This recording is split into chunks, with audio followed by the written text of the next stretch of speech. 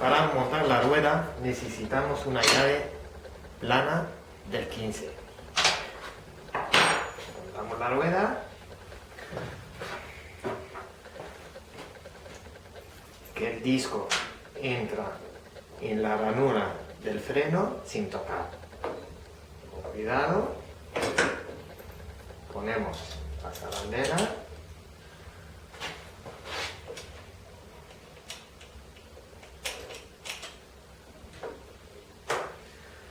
Tuercas,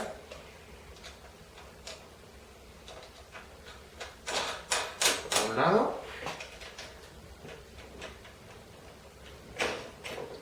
por otro. Ahora apretamos,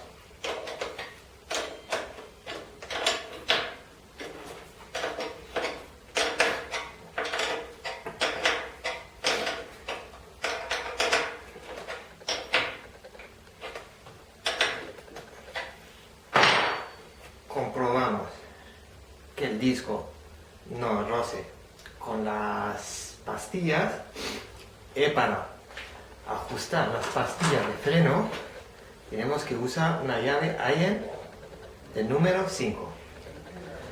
Aflojamos los tornillos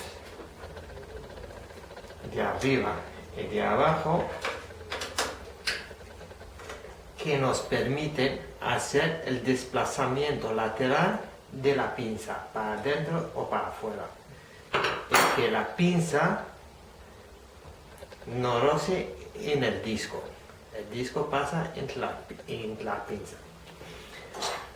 Ahora, está suelta. Frenamos para que se haga el autoajuste automático. Cuando está frenada, apretamos un poco, no hasta el final, soltamos el freno y comprobamos si roza. Ahora sí que podemos hacerlo de una manera manual.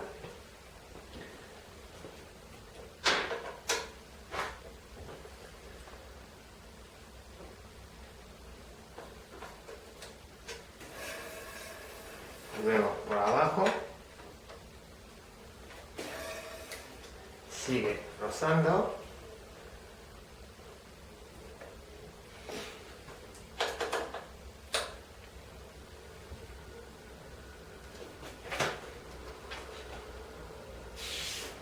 perfecto, y voilà.